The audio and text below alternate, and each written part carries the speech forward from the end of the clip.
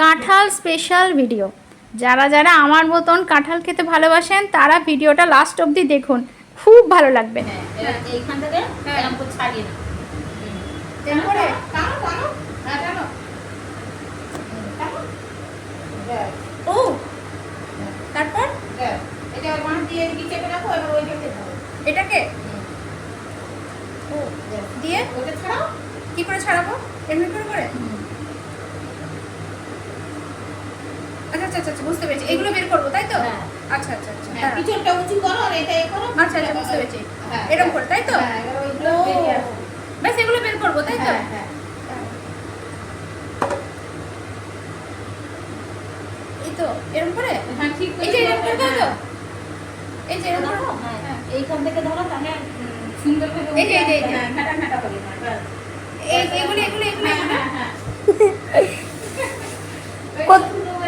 তুমি তো আমার থেকেও বেশি হয়েছে, আমি টিচারকে এত আস করি।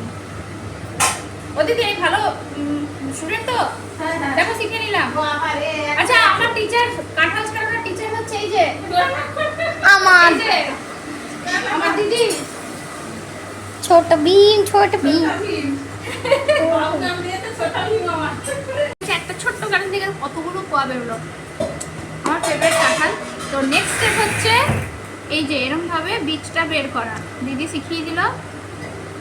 এই যে বীজটা এরকম ভাবে বের করলাম, আর এই যে ভেতরে যে এই যে এরকম যে পাতলা পাতলা এগুলো আছে, এগুলোকে ছাড়িয়ে বাদ দিয়ে দেবা। তবে দিদি একটা টিপস দিল, সেটা হচ্ছে যখন কাঁঠাল যেটুকু খাবো সেইটুকুই আপাতত বীজটা ছাড়িয়ে খাওয়া, বাকি বীজ শুদ্ধ রেখে দিলে জিনিসটা একদম ফ্রেশ থাকবে। তো এটা একটা টিপস কাঁঠালে, আমি যেইটুকু খাবো সেইটুকুরই বীজটা এর ভেতরে এটা ছাড়িয়ে নিচ্ছি, বাকিটা বীজ শুদ্ধ রেখে দেবো।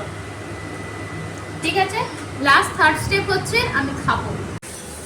সো থার্ড স্টেপ হচ্ছে খাওয়া। খাওয়া, নাও খাও। সেটাও আমি দেখিয়ে দিচ্ছি। বাবারে, আমাদের ভিডিও যারা দেখছে তাদের লোভ লেগে যাবে, এমন করে খাচ্ছে। অসাধারণ। খাজা কাঁঠালের মজাই আলাদা। মিষ্টি আছে বাবু, বলো। দারুণ ভিডিও, মুখে জল চলে এসছে। আরে না, প্রথম দিন না। প্রথম দিন বেচারা ভাবলে কত করে মাম্মা ভিডিওটা অফ করতে বলবে। আমি অফ করে দিচ্ছি।